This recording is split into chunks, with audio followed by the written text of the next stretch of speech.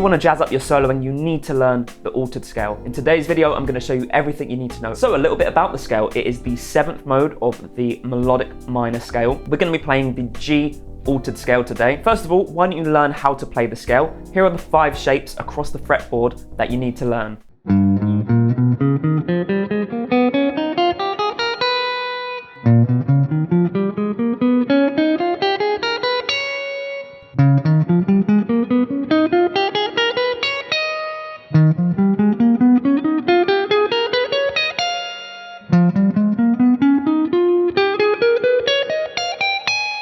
We play the altered scale over altered dominant chords. Altered dominant chords are just like standard dominant 7th chords, but they've got an altered 5th or an altered 9th. And what I mean by that is we could flatten or sharpen the 5th in our dominant 7th chord, or we could add a 9th to our dominant 7th chord and either flatten or sharpen that. So we could get something like a dominant 7 flat 5, a dominant 7 sharp 5, or we could get a dominant 7 flat 9 or a dominant 7 sharp 9. We could also mix them together, so we could get a dominant 7 with a flat 5th and a flat 9th, or a dominant 7th with a flat 5th and a sharp 9th, for example. So here are some altered dominant chord shapes that you really should learn.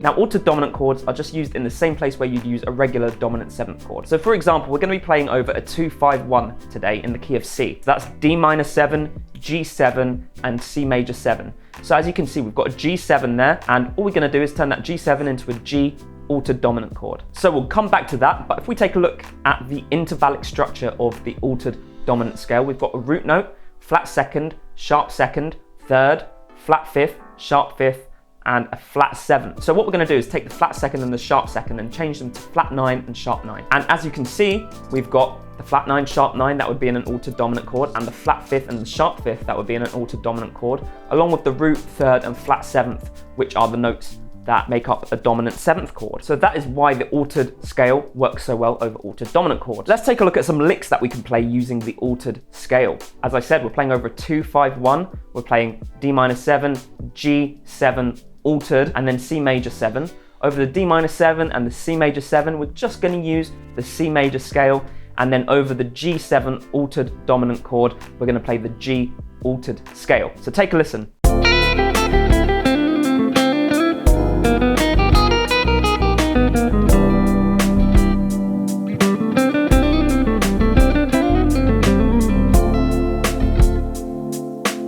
Now there are a number of different arpeggios we can create from within the altered scale itself. The first is an augmented arpeggio, and this augmented arpeggio could be played at the root note, it could be played at the 3rd, and it could be played at the sharp 5th of our scale. So why don't you take a listen and learn how to play these augmented arpeggios.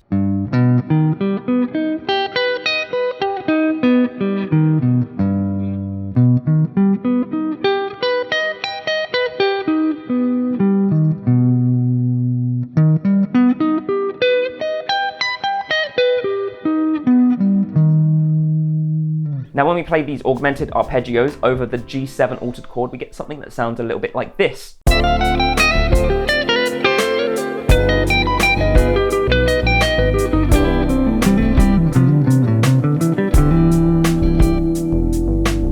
We could also play an augmented 7th arpeggio. This comes from the root, the 3rd, the sharp 5th, and the flat 7th of our altered dominant scale. And this is how you would play the augmented 7th arpeggio.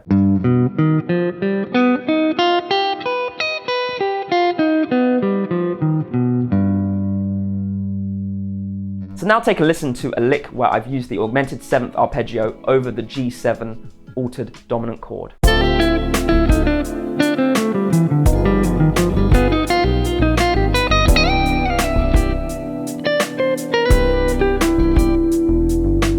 Another really cool arpeggio we can create from the altered scale is a minor major 7 arpeggio, and this starts on the 2nd degree of our scale, so it starts on the A flat instead of the G. So this is how you'd play an A flat minor major 7 arpeggio.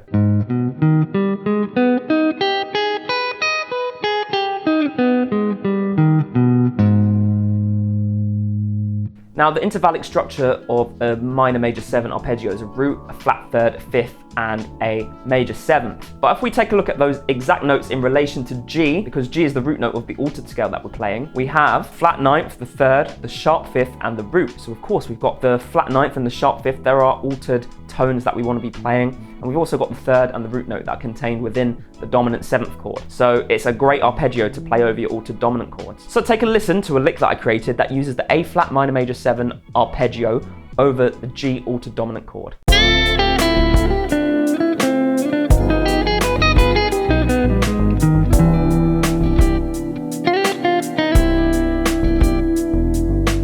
One other arpeggio we could create from the altered scale is a major 7 sharp 5 arpeggio. And we play this from the 4th note of our altered scale. That's going to start from B. So we're playing a B major 7 sharp 5 arpeggio. So take a listen to how it sounds and learn the arpeggio for yourself.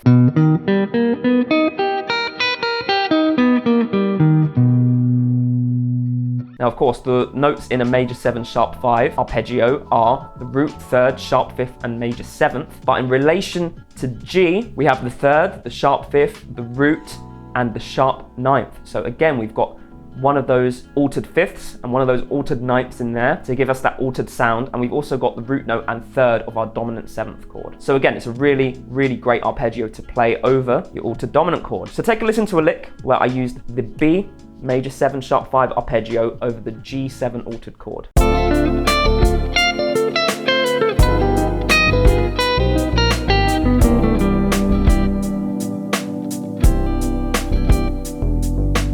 Now, it's really important that once you've got a great knowledge of the altered scale, you pair it with a great knowledge of altered dominant chords and how to use altered dominant chords in different situations. There's so many different situations where you could use altered dominant chords. If you want to learn how to use altered dominant chords in all these different situations, then grab a copy of my book, Chord Quizber 2.0, down in the description.